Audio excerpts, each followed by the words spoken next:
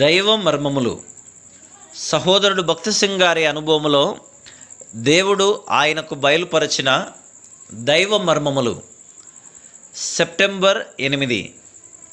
యెహోవా, నీ కృపను బట్టి నీ దయ చొప్పున నన్ను జ్ఞాపకములో ఉంచుకొనుము.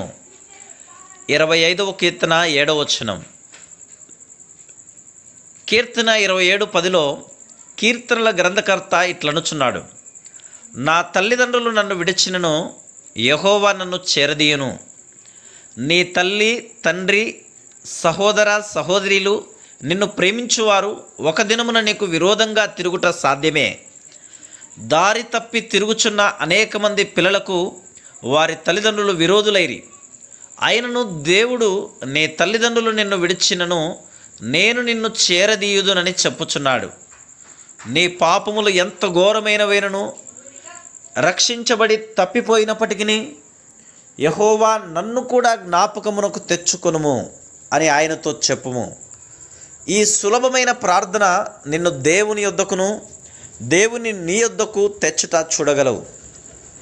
నన్ను జ్ఞాపకమునకు తెచ్చుకొనుము అనుచు కీర్తనల గ్రంథకర్త నీ ప్రజల యందు నీకున్న దయ చొప్పున అని పలుకుచున్నాడు.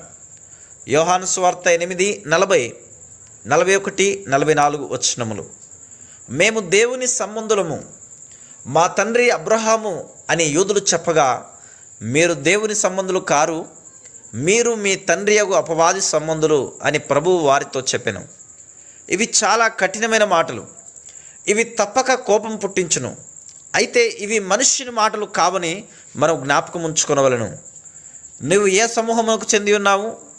నీ జాతి, వృత్తి, ధనము, బైబిల్ జ్ఞానము, పేరు ప్రతిష్టలు అవసరం లేదు. నీవు దేవుని బిడ్డల సమూహమునకు చెందినవాడవా లేక రెండవ గుంపునకు చెందినవాడవా? నీవు దేవుని జీవం పొందితేనే దేవుని కుటుంబంలోని సభ్యుడవు కాగలవు. Praise the lord.